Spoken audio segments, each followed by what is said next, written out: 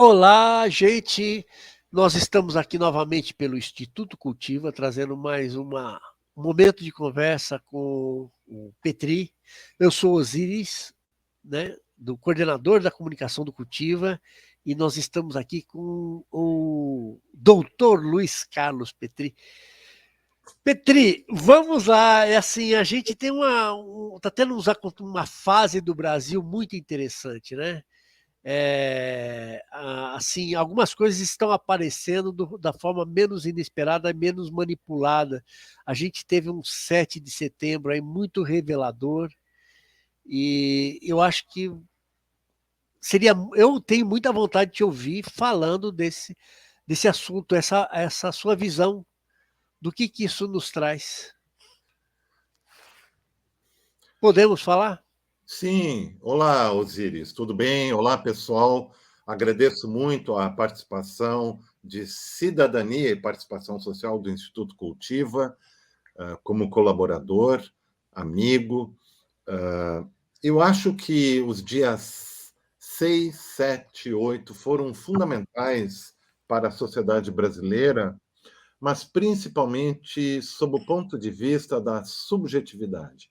A psicanálise, por exemplo, e a filosofia, elas não têm a mesma característica que a sociologia, que trabalha com dados quantitativos ou qualitativos e consegue fazer prospecções. No caso da psicologia ou da psicanálise, nós podemos olhar para as posições subjetivas do ser e do sujeito e poder observar os movimentos que aí existem.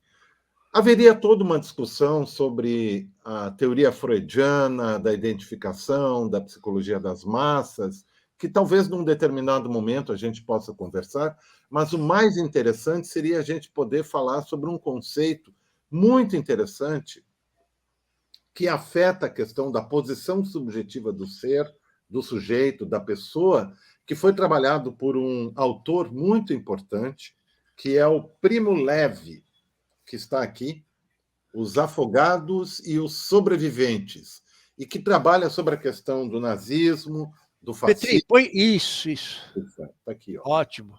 pela editora Paz e Terra. Né? É um livro muito interessante e ele tem um capítulo sobre a Zona Cinzenta. Né? Vocês veem aí que eu andei lendo e gosto muito desse autor. Né?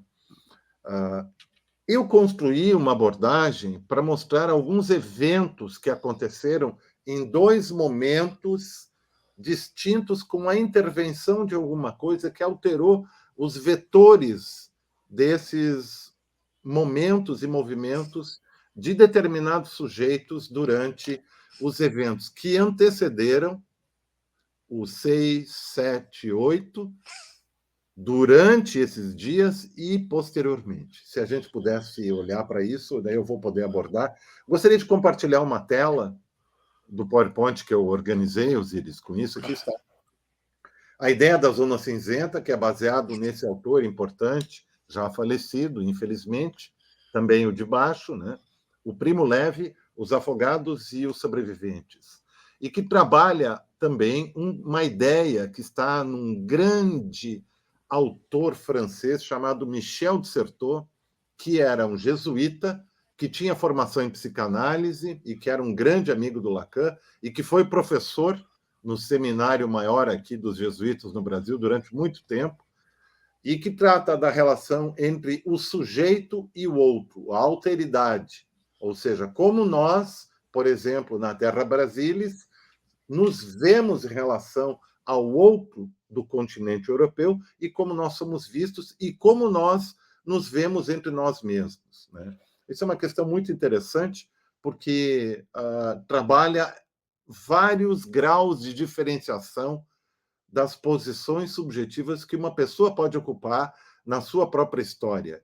E vamos ver isso. Né? Aqui. A Zona Cinzenta. Ali vocês têm um círculo que eu fiz e que ele tem uma área bem delimitada, escura no centro, e para suas bordas ele vai se tornando cada vez mais cinza. Na linha vermelha eu tenho o que se chama um vetor de endurecimento, e na linha verde eu tenho o que a gente pode chamar um vetor de suavização. Quanto mais próximos nós podemos situar uma pessoa no centro da zona cinzenta, mais dura e agressiva será a posição dessa pessoa, desse sujeito em relação aos outros. Ou nós chamamos na psicanálise, mais fálica será a sua representação de potência, né? Como, por exemplo, ela vai ser agressiva, vai falar de armas, etc., vai se colocar numa posição de capo, no sentido alemão, em Auschwitz, o chefe, o controlador e assim por diante. Quanto mais distante da zona cinzenta, mais para o claro, mais frágil e sofrida será a posição dessa pessoa, do sujeito, na sua representação de potência, ou seja, um ocaso, uma queda. Isso é muito interessante porque mostra uma determinada situação. E eu gostaria de apresentar para vocês, na sequência, um exemplo. Nós temos essa menina que, antes dos eventos do dia 7, faz um vídeo e coloca uma posição extremamente agressiva em relação à sociedade brasileira, em relação ao STF, em relação aos poderes institucionais e constitucionais, e nós temos a reação posterior. Aqui vocês veem que eu coloquei ela como A1, né? E esse vetor dela vai indo em direção ao recrudescimento de uma posição agressiva, conclamando uma posição agressiva, de ditadura, etc. E, posteriormente, ela está chorando e se posicionando de outra forma. O que aconteceu? Tem um evento que acontece. O evento que acontece é justamente o que nós temos na sequência. A lei, a instituição jurídica da Constituição Federal que age sobre ela, né? Que nós temos que viralizou na internet esse vídeo, e eu vou mostrar para vocês em relação a 4 sujeitos agora, e aí então vamos poder trocar alguma ideia. Vamos ver o vídeo. A posição eu queria trocar soco com esse filho da puta desse arrombado. Pois se você me aguarde, Alexandre de Moraes. Xandão. Ele tem que resolver os meus problemas. E não tem Bolsonaro para ajudar, não tem Damares para ajudar. Alexandre de Moraes, ministro, eu quero que você saiba que você está entrando numa queda de braço que você não pode vencer. Então vocês veem o seguinte: inicialmente uma posição agressiva, fálica, destrutiva, e aí a ação do Alexandre de Moraes, como ministro do Supremo Tribunal, colocando limites, ou seja, usando o que nós chamamos na psicanálise a lei do pai. Ou seja, se você não se comporta, você vai ter punição, você vai ter um controle. E, correspondentemente,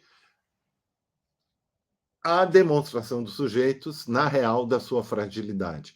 O que muitas vezes foi discutido pelo Rudá, em alguns momentos, nas lives, nas discussões, como uma posição histriônica deles, né? Que eles são agressivos e audazes quando não há um confronto com eles. Mas quando há o confronto e a colocação dos limites, e a lei é um limite absolutamente racional, como diz Kant, essa posição se coloca de forma evasiva, ou seja, fugidia, ou seja, o vetor verde é a saída, que a gente vai falar no seguinte, da perda da base eleitoral que os poderes autoritários e que tentaram promover um golpe e que não deu certo, né, estão indo. Vamos ver os próximos elementos aí.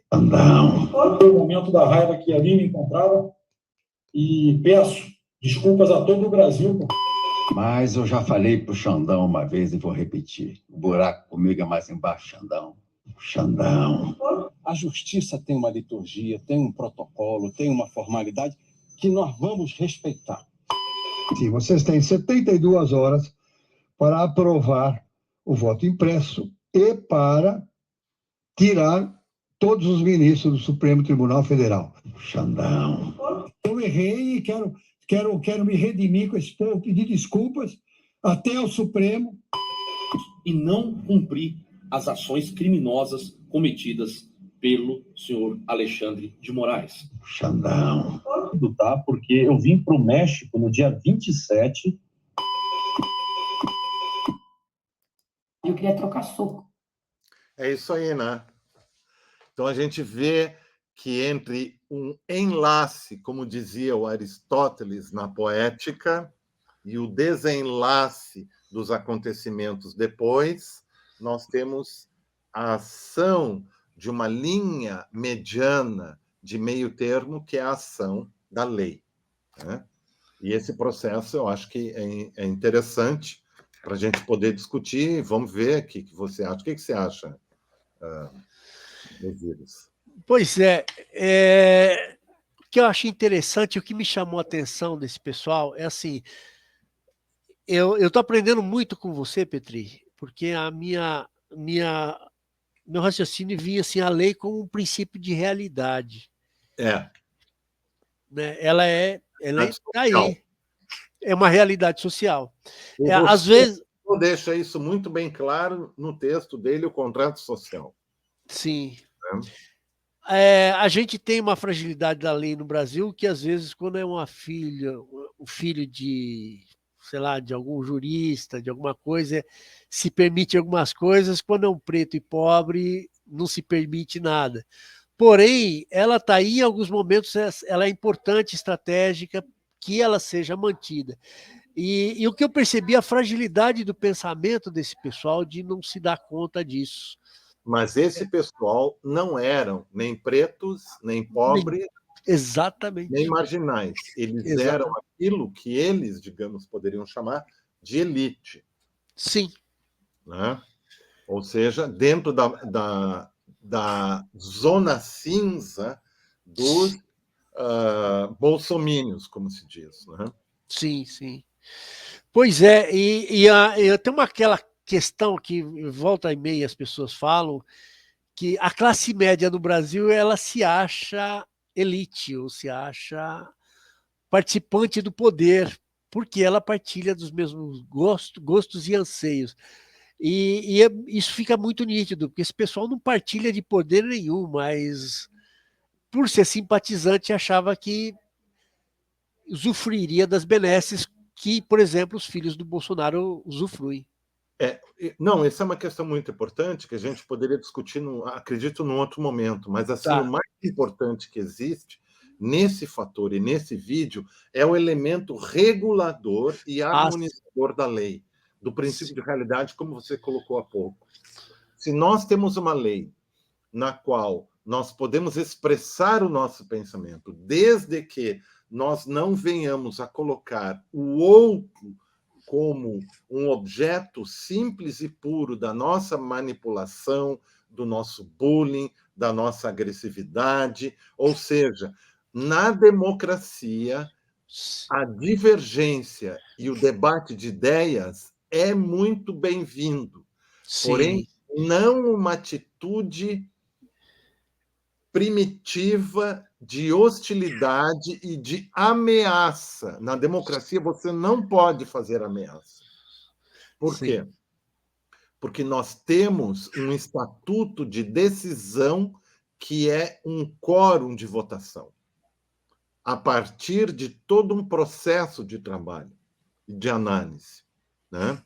E a função dos magistrados, dos juízes e dos tribunais, do Supremo Tribunal Federal, né, do STF, do STJ, né, é exatamente de regular esse princípio médio que diz Aristóteles, né, não tanto a um lado quanto ao outro, mas ponderar as situações. E quando alguém sai fora desse parâmetro, ele atenta para o que nós chamamos de contrato social, que é a Constituição Federal.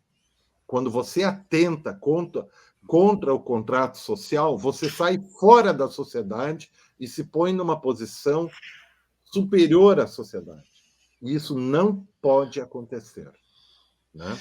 Sim, é o papel da lei, né? Esse é né? o papel da justiça. Isso é importante a gente até lembrar disso e lutar por isso, né? Eu acho que é o grande papel.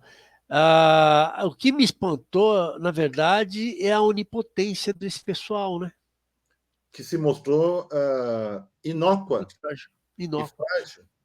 Né? Porque eu comparo isso com a época, por exemplo, da contestação do escravagismo, em que as pessoas sofriam a penalidade da lei, mas a posição era outra. E assim, a gente vê um super-homem agora e um tremendo do combate depois. Parece que até moralmente eles mesmos não se amparam, né? Essa é uma característica que tem dominado o nosso país nos últimos 3 anos. Né? Infelizmente. Né? Ou seja, e que está baseado no pensamento político do Olavo de Carvalho, né? Que não é um filósofo, não é um pensador, e que é uma pessoa que propõe a destruição do adversário através do bullying, da vexação, etc. Ou seja, não interessa o debate de ideias, mas interessa a aniquilação. Aniquilação, é verdade. Né? Então, mas ele usufrui do SUS antes de ser aniquilado por pura falta de dinheiro. Mas eu acho que a gente poderia colocar da seguinte forma: por mais diferenças que a gente possa ter politicamente, críticas ao professor doutor Fernando Henrique Cardoso, o diálogo com ele é possível. Certo. Né? Mas com essa turma, não tem diálogo. Né? Isso e é por muito isso que nós interessante. temos a situação de que eles, a chamada, os conservadores brasileiros, inclusive, estão assustados, né? Porque eles também seriam acochambrados nesse processo. Né? Você acha que esse episódio revela isso, então? Não, eu acho que esse vídeo é um pequeno detalhe de uma série de situações e que mereceriam cada uma delas ser analisada e olhada com cuidado para se poder entender o que está acontecendo no nosso país. E, mesmo assim, toda a explicação que a gente possa vir a fazer, ou análise, ela tem o caráter de provisoriedade e não de certeza, sabe? Né? Eu acho que, no caso, a psicanálise e a teoria crítica, elas são auxiliares, elas não são centrais. Né? Todo mundo quer estar no centro das coisas e ser, mas não é assim que as coisas são. Né? A gente tem que saber realmente o verdadeiro papel das coisas. Né? Sim, Petri, eu acho uma coisa muito interessante assim que você fala, que é uma coisa que sempre me preocupou, é que a imprensa em geral vende uma ideia de efetividade da visão científica, né? É tudo previsível, tudo muito bem definido, e você traz um outro ponto. Né? O Freud vai falar que na psicanálise você tem que fazer algumas coisas que são, por exemplo, extrapolações. Né? Como Freud trabalhou com a clínica, ele vai fazer uma extrapolação sobre a vida normal do sujeito a partir da clínica das neuroses. Certo. E ele diz, isso é um problema e isso tem seus limites. Hoje, com o fato de que, desde Freud, pessoas ditas não tão neuróticas ou mais ou menos normais se analisaram, a gente tem como ver os processos, ter uma ideia mais clara. Entretanto, a psicanálise sempre vai trabalhar com algumas conjecturas e com algumas extrapolações, enquanto que a sociologia vai trabalhar com dados, né? Dados mais palpáveis. Né? Mas a gente vai ver, por exemplo, que no caso desses dados palpáveis, que são resultados finais que a sociologia vai trabalhar, ela vai dizer, não, mas olha aqui, os psicanalistas já diziam que tinha tal coisa. Né?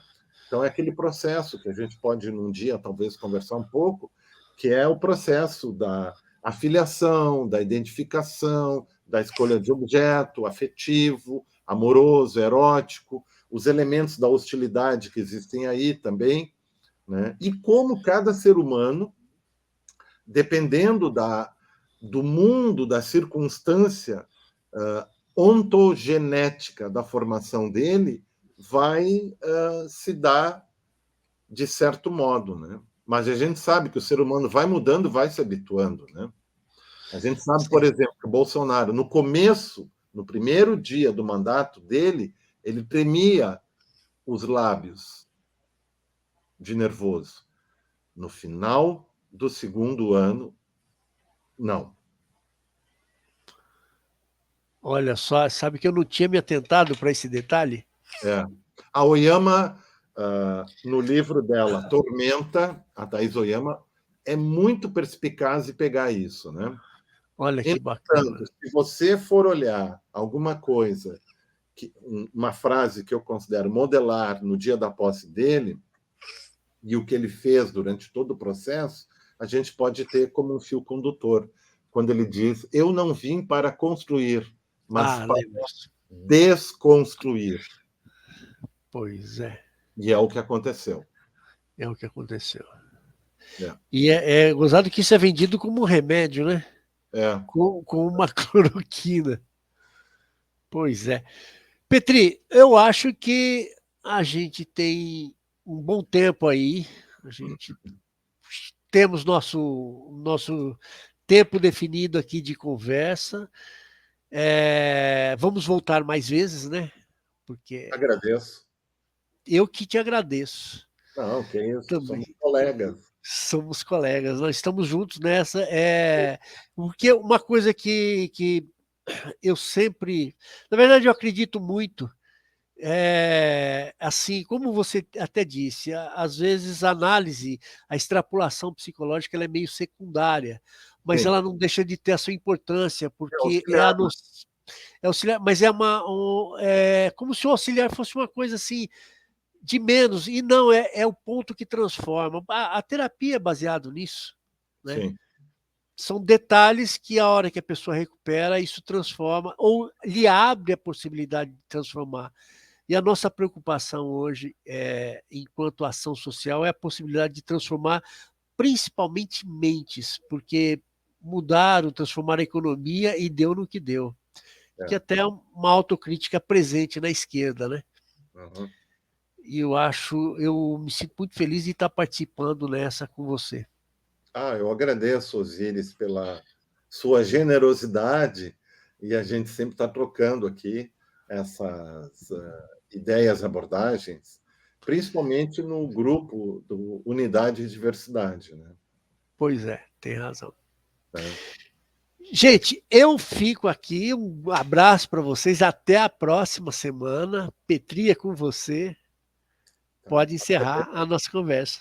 Agradeço a atenção, ao convite da Cultiva para fazer essas abordagens, microabordagens, fragmentárias e incompletas. Isso é muito importante, né? Então tá, é isso aí. Muito obrigado. Tchau. Tchau.